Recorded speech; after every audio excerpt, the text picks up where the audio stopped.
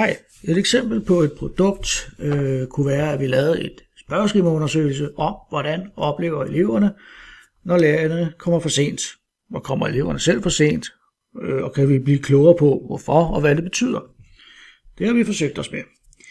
Så her kommer der et bud på vores produkt, som er et spørgeskemaundersøgelse. Det er et forsimplet produkt, men det er et bud på, hvordan I også kan arbejde med det i jeres projekt og gå mere i dybden med et emne på den her måde. Vores spørgeskema tager udgangspunkt i, som I ved, at vi kom for sent sidste mandag, og vi sendte jer på den baggrund det her spørgeskema med en række forskellige spørgsmål, som I skulle besvare, og for at vi kunne blive lidt klogere på, hvordan oplevede I egentlig det. Spørgeskemaet er et eksempel på det, vi kalder en kvantitativ undersøgelse, og i en kvantitativ undersøgelse, der arbejder vi med hårde data eller lukkede spørgsmål. Vi kan få viden om spørgsmål, som man kan svare ja eller nej på. Vi kan få viden om, hvor ofte sker noget, hvor meget koster noget, hvor tit.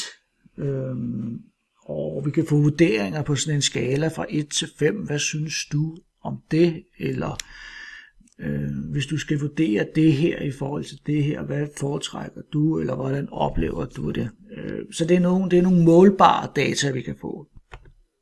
Vores undersøgelse er ligesom lavet i 4 faser, hvor vi har første fase af designerundersøgelsen, så indsamler vi data, så laver vi en analyse af de data, vi har fået ind, og så laver vi til sidst en fortolkning eller en perspektivering af problemet. Når vi designer vores undersøgelse, så skal vi selvfølgelig først finde ud af, hvad er det for nogle spørgsmål, vi gerne vil have svar på, men også hvem vil vi spørge, og er der brug for segmentering i forhold til køn, alder, indkomst, klasse, nationalitet. Og når vi så laver selve vores undersøgelse, så er det vigtigt, at vi bruger lukkede spørgsmål. Og der har vi brugt et redskab her, der hedder Google Forms, til at designe vores digitale spørgeskema her.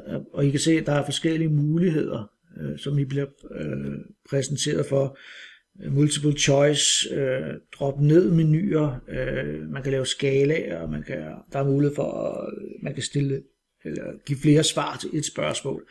Det har værktøj åbner op for rigtig mange muligheder for at designe sådan et spørgeskema, og det er nemt at gå til, og det er nemt at teste af, så man kan lave en test, inden man sender sit endelige spørgeskema ud. Og det bringer os til næste fase, som jo er indsamling af data, og her er det allervigtigste jo at komme ud til så mange som muligt, så her er det med at vælge den rigtige strategi for at ramme så mange som muligt, og der kan man vælge at sende den ud digitalt, som vi gjorde her, men man kan også vælge den personlige tilgang, hvor man selv går rundt personligt og interviewer. Ikke? Det afhænger lidt af emne, og hvem målgruppen er, hvad der er bedst til det. Når vi så har fået vores data ind, så laver vi en analyse af vores data. Jamen, hvad fortæller mine data? Får jeg nogle entydige svar? Ikke mindst, hvad fortæller de ikke? Hvad mangler jeg i min undersøgelse? Så kan jeg gå ind og sige, jamen, er der andre, der har lavet en lignende undersøgelse, som jeg kan sammenligne med? Og det ender nok op med, at jeg finder ud af, at jeg har faktisk brug for at stille nogle yderligere spørgsmål, eller undersøge noget yderligere. Hvis vi lige kigger kort på vores data her, vi har fået ind, så kan vi se, at programmet her jo laver nogle nydelige grafer for os, hvor vi kan se, jamen, det er for eksempel, hvor ofte oplever I, at lærerne er forsinket, eller hvor mange elever blev irriteret over det. Og der kan vi se, at der er måske et ret entydigt svar her, at de fleste ikke bliver irriteret. Jeg kan også tage de her data ud og få dem eksporteret til et regneark, og så kan jeg arbejde med dem.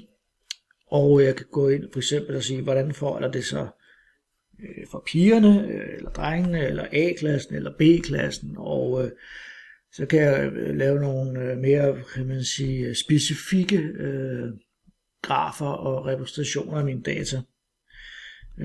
Som det kunne være interessant at kigge på, fordi her får jeg det generelle billede. Sidste del, jeg lige kort vil nævne, det er så, når man har fået analyseret sine data, og man har fået måske nogle nogle svar, eller der er nogle tendenser, så kan der være nogle af de tendenser, kunne sige, jamen det kunne være sjovt at sige, hvad betyder det egentlig? Hvad betyder det, at 17% af eleverne på en årgang oplever, at deres lærer ofte kommer for sent? De data kunne jeg bruge til at sige, jamen så kunne jeg egentlig godt tænke mig at på den baggrund at beregne, hvor mange undervisningstimer spildes der hvert år på skolen, fordi lærerne kommer for sent. Altså hvis en klasse med 20 elever oplever, at deres lærer kommer for sent 2 gange om måneden, hvor mange timer er det, hvad koster det i kroner og øre, er det et samfundsproblem? Det er klart, det her vi kan trække noget samfundsfag ind og noget matematik ind og brede vores undersøgelse ud og perspektivere den, fortolke den. Det er også her, man må sige, at hvis vi skal have en dybere forståelse for et emne og finde årsager og forklaringer, så er det ikke alt, der kan udtrykkes med et kryds, et spørgeskema eller beregnes. Og så skal vi i stedet kigge mod og det, der hedder det kvalitative personlige interview, som Danielle har lavet et eksempel på, hvordan det fungerer. Og kan man kombinere det kvantitative med det kvalitative i en undersøgelse, så er man altså kommet rigtig langt. Tak.